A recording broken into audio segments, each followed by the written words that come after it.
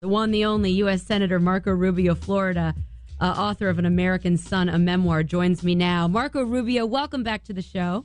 Thank you for having me back. I love when you're on. All right, so August recess is coming up. I take it you're probably heading back to Florida. Are you going to be holding town halls across your state? And does it worry you at all that you may get a bit of a negative reaction to the immigration bill? Well, I think there's no doubt that some people are disappointed in the way that unfolded, and I respect their views on it. On the other hand, I think I have the argument that I make to them is we really need to address it. It's a very serious problem for the country. We can disagree about how best to address it. I think there are some myths out there about how we addressed it, and I acknowledge that our approach is not perfect, but I certainly think it's an important starting point on an issue that I think the country needs to confront and solve. So, I don't worry about things like that. I acknowledge it. I think that those who are opposed to what we did are doing it because they principally believe that it's the wrong approach, and their input is valuable to me, so I look forward to hearing it. Senator Rubio, you said you're disappointed, and you understand why people are disappointed in the way that it went down. What were you referring to specifically? Well, I think in general, people just felt like they didn't want me involved in negotiating an approach on this issue because they felt like you can't trust the people we're working with. And I understand why they don't trust the people we're working with after the IRS scandal and Benghazi and some of these other issues that our country's facing. My point of view, though, is if we don't do anything, we get stuck with what we have right now. And what we have right now is a de facto amnesty. What we have right now is basically 11 million people living in this country. They're not going to be deported. Some are not paying any taxes. We have no idea who any of them are. None of that is going to change.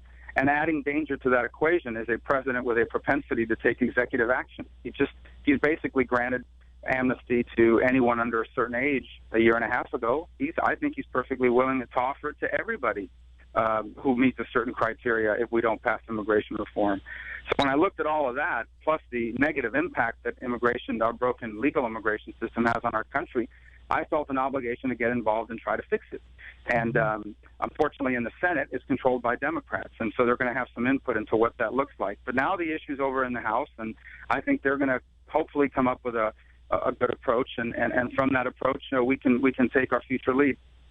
Are you going to be leading on this issue when you go back to your district, or have you refocused? Because it seems like lately you've been talking a lot about Obamacare, not as much about immigration reform. Are you done talking about immigration reform? No, we're not done talking about it, but the Senate's already dealt with it. In essence, it's no longer an issue before the Senate. On the other hand, Obamacare is going to kick in on October 1st. And the last chance we have to do something about it will come in September when we vote on a short-term budget. As far as leading the effort, look, I'm not going to lead an effort to put pressure on the House to do it our way. I think the House has to come up with its own solutions. It has to come up with its own approach. And if it's piecemeal, that might be a better approach. And so we need to wait and see what they can produce. Given their process, they deserve the time, space, and respect to do that. In the meantime, Obamacare, the clock is ticking. It will kick in on October 1st. There are people right now that are being moved from full-time to part-time because of Obamacare. There are people that are going to lose their jobs because of Obamacare. There are people that are going to lose their existing coverage because of Obamacare. And our last best chance to do anything about it is in the short-term budget, to insist that we're not going to vote for any short-term budget that funds Obamacare. Because if you vote to fund Obamacare, you can't really say you're against it. Are you, Senator Marco Rubio, willing to shut down the government over Obamacare? Because when you talk about the budget, you know better than anyone, that means shut down, potentially. Well, I think the real question is Barack Obama willing to shut down the government over Obamacare? In essence, I think we should pay our military. I think we should fund the government. I just don't think we should fund Obamacare. And what the president's saying is we either fund Obamacare or we don't fund anything. And I think that's an unreasonable position. And that's the position that he's taken and the Democrats have taken. Obamacare is a disaster. By his own admission, he's had to basically delay one of the most important parts of the law. But by his own, right now, some people are going to get forced to an exchange. They're going to lose their existing coverage and be forced to buy health insurance from an exchange. Well, those exchanges haven't even been set up yet, and they may not be set up on October 1st. In fact, I think they won't be.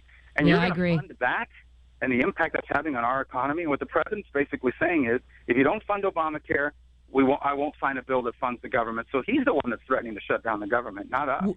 Would you, Senator Rubio, allow him to shut down the government? Well, I'm willing to vote. I'm not a fan of short-term budgets, but I am willing to vote for one if it defunds Obamacare. But if it's just going to be the continuation of the same broken promises, and in addition to that, spends money on Obamacare, I'm not going to do it. Look, I ran on a platform that Obamacare was bad for our country, and I promised people that I would do everything I could to undo that. And this may be the last chance to actually do something about it. I cannot go back to Florida and tell people I did everything I could to stop Obamacare if I don't fight to defund it here in September. And so if he moves to do such a thing, maybe thinking he can blame it on Republicans, you would say, yeah, and you would maybe advise Republicans to sit back and let him do it? Well, first of all, that's not the way it works. If we don't pass a budget, in essence, if a short-term budget doesn't pass out of the Senate and the House, and he doesn't sign it, then there's no budget. In fact, the government would have to take steps to cut back its spending and shut down a lot of its core functions. So I think our approach should be, I think the House should pass a short-term budget that funds the government, that doesn't fund Obamacare. I think in the Senate, all Republicans should unite behind that position. There are many Democrats that are coming around to that view now, privately and I think increasingly publicly, because they see what a disaster this is. And then we should pass a short-term budget out of the Senate that does not fund Obamacare.